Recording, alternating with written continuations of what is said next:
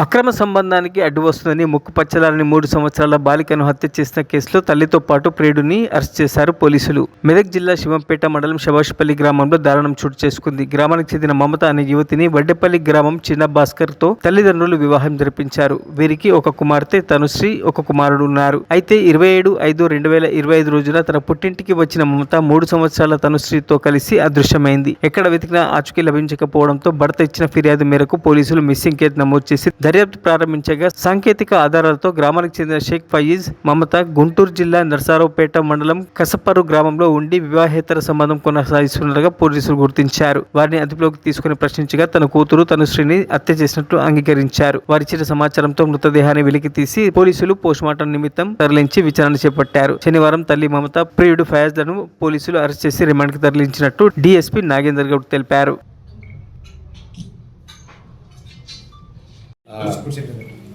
గత మే నెల 27వ తారీఖు నాడు మా శివంపేట పోలీస్ స్టేషన్ పరిధిలోని శభాష్పల్లి గ్రామం నుంచి రాజు అని చెప్పేసి ఒక వ్యక్తి తన కూతురు మమత, మనవరాలు 2 సంవత్సరాల అమ్మాయి మిస్ అయిందని చెప్పేసి కంప్లైంట్ ఇవ్వడం జరిగింది. మా ఎస్ఐ మధుకర్ రెడ్డి గారు కంప్లైంట్ ఏంటంటే మన మిస్సింగ్ కేసు కింద తల్లి కూతురు మిస్ అయినారని చెప్పేసి మిస్సింగ్ కేసు కింద నమోదు చేసుకొని దాంట్లో ఇన్వెస్టిగేట్ చేయడం జరిగింది. అప్పటి నుంచి కూడా మేము గత 3 నెలలు 4 నెలల నుంచి కూడా మేము కంటిన్యూస్గా దాంట్లో ఇన్వెస్టిగేషన్లో భాగంగా చూస్తున్నాము. అయితే మాకు లోకల్ విచారణ చేసిన తర్వాత మాకు తెలిసింది ఏంటంటే అదే గ్రామానికి చెందిన సయ్యద్ ఫయాజ్ అని చెప్పేసి ఒక 30 సంవత్సరాల యువకుడు ఆ అమ్మాయితోటి మమతతోటి లవ్ అఫైర్ అనేది కొనసాగిస్తున్నాడు.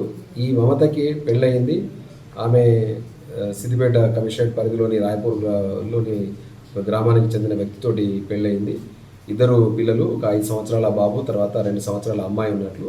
తర్వాత ఈయనతోటి ఉన్న సంబంధం వల్ల అంతకుముందు మార్చి నెలలో కూడా ఆ అమ్మాయి అక్కడ రాయపూర్ పోలీస్ స్టేషన్ పరిధి నుంచి మిస్సింగ్ కేసు ఒకటి నమోదైంది. తర్వాత వాళ్ళని ట్రేస్ చేసిన తర్వాత కూడా ఇదే అబ్బాయితో వెళ్ళినారు.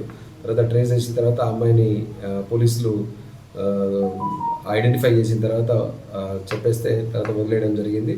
తర్వాత తల్లిగారింటికి వచ్చిన తర్వాత ఈ అమ్మాయి కూతురుతోటి ఇతనితోటి వెళ్ళినట్లు మాకు పూర్తిగా బలమైన ఆధారాలు మాకు లభించినాయి. తర్వాత వాళ్ళ ఫోన్లు స్విచ్ ఆఫ్ ఉండడంతో మిగతా టెక్నికల్ ఎవిడెన్స్, మిగతా ఆధారాలతో మేము ప్రయత్నం కొనసాగిస్తున్న క్రమంలో మాకు కొన్ని సాంకేతిక ఆధారాలు ఏంటంటే అక్కడ వాళ్ళు నర్సరావుపేటలో, గుంటూరు ఆంధ్రప్రదేశ్ సంబంధించిన నర్సరావుపేటలో ఉంటున్నట్లు వాళ్ళ ఆచూకీ అనేది మాకు తెలవడంతో సిఐ రంగకృష్ణ ఆధ్వర్యంలో తర్వాత ఎస్ఐ గారు మధుకర్ రెడ్డి అనే టీము అక్కడికి పంపించడం జరిగింది.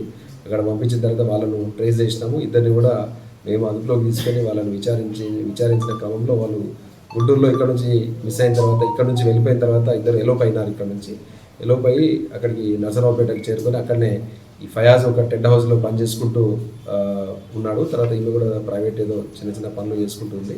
పాప ఉండింది. పాప ఎక్కడ ఉంది అని చెప్పేసి ఆ విషయాన్ని మేము వాళ్ళని కోసం చేస్తే వాళ్ళు పొందలేని సమాధానం చెప్పినారు. ఇనిషియల్గా వాళ్ళు ఏమన్నారు అంటే ఆ పాపకు ఫిట్స్ వచ్చి రావడంతో బాగా సీరియస్ అయిపోయింది, జ్వరం వచ్చింది. ఆ క్రమంలో ఆ పాప చనిపోవడం జరిగింది. అక్కడనే బాడీని డిస్పోజ్ చేసినామని అన్నారు. కానీ మేము దాన్ని నమ్మశక్యంగా అనిపించలేదు, వాళ్ళ మాట తీరు, బాడీ లాంగ్వేజ్ను. దాంతో వాళ్ళను మేము శివంపేటకు తీసుకొచ్చిన తర్వాత విడివిడిగా సిఐ తర్వాత ఎస్ఐ గారి ఆధ్వర్యంలో వాళ్ళ టీమ్స్ అన్నీ కూడా విడివిడిగా వాళ్ళను మేమంటే సుదీర్ఘంగా విచారణ చేసి తర్వాత మా దగ్గర ఉన్న సాంకేతిక ఆధారాలతో సరిపోల్చుకోవడంతో ఆఖరికి వాళ్ళు ఎట్లాస్ట్ వాళ్ళు కన్ఫ్యూస్ అయినారు.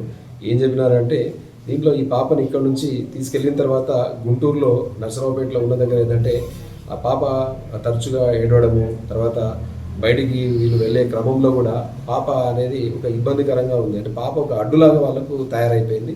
ఈ అడ్డును తొలగించుకోవాలా, పాపతోటి ఒక న్యూసెన్స్ లాగా వాళ్ళు ఫీల్ అయిపోయినారు. దాంతో ఆ అమ్మాయిని ఎట్టి పరిస్థితుల్లో అడ్డు తొలగించుకుంటే అయిపోతుందని అనుకున్నారు. అయితే అడ్డు తొలగించుకోవాలని అనుకుంటే